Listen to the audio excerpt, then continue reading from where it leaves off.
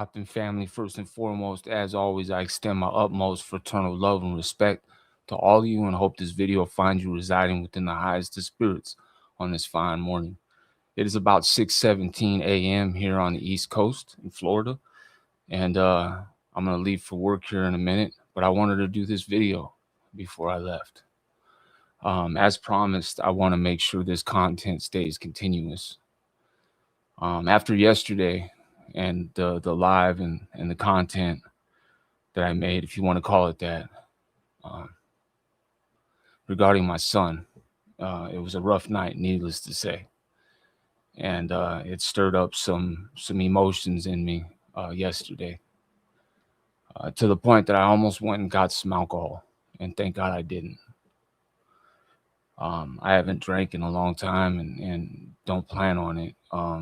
It's never been my thing, but I'm not gonna lie, I wanted to have a couple drinks last night, but I stuck to my guns and I didn't do it. So thank you to those that I reached out to and that were there to talk to me when I needed it. With that being said, let's go ahead and get into this story about Manos. So Manos was a northerner, really good guy. And this was after I had already hung my hat up and was on the other side. And Manos handed out the packages. And, he was a popular guy, needless to say. When you work in the program office and you hand out the packages and you help the R&R staff, an R&R officer will bring the packages over, and they always have somebody that helps them with the packages, right?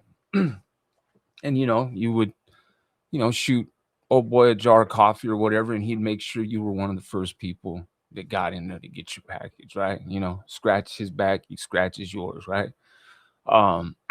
So he was a good dude, man, and I talked to him quite frequently. And I really want this video to be a testament to what some of these lifers go through. So let me explain something to you before I get back into the story of Manos. When you're a lifer, when you have 25 to life, okay, you have to go before a prison board. It's a board. You have to go before a board hearing, and they determine whether you're suitable to receive parole. And usually you're not going to go and even have a chance until, after 15, 20 years. But they can give you what's called denials, right? So if they don't approve you for recommendation for parole to the governor, they will give you a denial. Sometimes the denials will be 2 years, 5 years, and I've even heard of longer denials. Those hearings are very important. And when you go to one and you're denied after, you've been in prison for 25, 30 years, it really takes a lot out of you. It takes a lot of hope out of you. And so Manos had went to a board, and they gave him a 2-year denial. And he had hope. He got a 2-year denial after all these 5 years, right? And he had been doing the stuff that the board wanted him to do. And he did good for 2 years and did everything that they asked of him. And he went back in for his board hearing, and they gave him a 5-year denial. Now, remind you, this man has been down for 25 something years. This man has been down for a long time. He's seen a lot. He's been in a lot of wars, and they didn't call him Manos for nothing, right? For those that don't know, Manos means hands. So one morning, chow time came. And every morning, usually, Manos and his celly would get up to go to chow. And, his celly would come back, and Manos would always go to the program office and start his day. Well, this morning, Manos didn't go to chow. He decided to stay back. And his celly was kind of, whatever. Sometimes cellies decide to stay back, right? Well, little did he know, Manos had a plan. So Manos decided to take a bunch of 30 milligram morphine pills, And because he worked in the program office doing packages, he had access to a box cutter blade. And he commenced to lay in bed and cut every artery behind his feet there, his knees, his groin area, and so forth. And he bled out. He laid there and he bled out. His cellie came home and found him like that, obviously freaked out. Obviously, they put his cellie in cuffs pending investigation.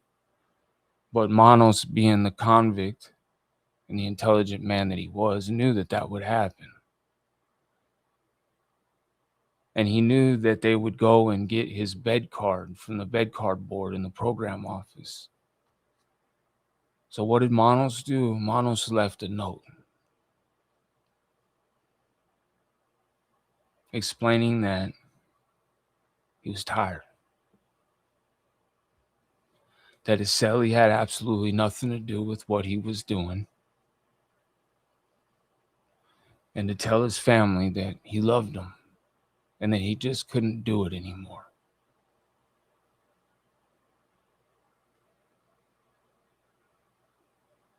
Needless to say, that day was a sad day. You know, you try not to allow things that happen in there to affect you. But when you're still a human and you haven't allowed a place so cold to attach itself to your heart so hard, you still have feelings. You can still sit back and understand how a man can feel the way Manos felt. And I don't know if his family may ever see this. And if they do, I just want to say I'm sorry for your loss. And I knew Manos personally. And he was a good dude. He was a good guy. And my heart hurt when he did that this morning. He was that morning. He wasn't in my building.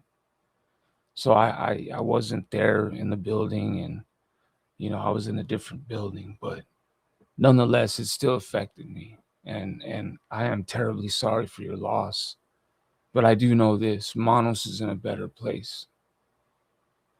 He's no longer suffering.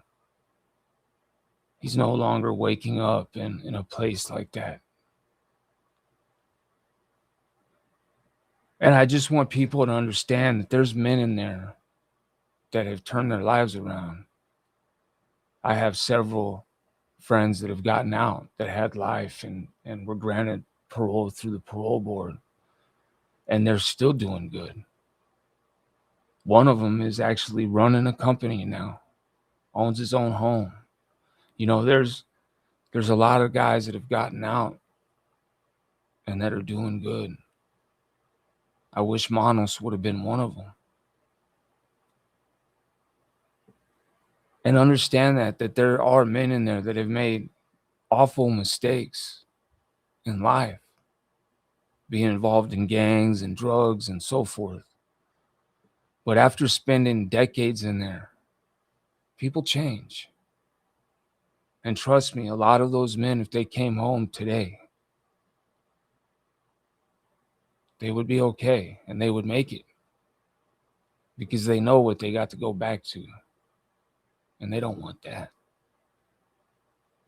Trust me, nobody wants that. If you want to be in a place like that, you choose to be in a place like that, then obviously there's something going on.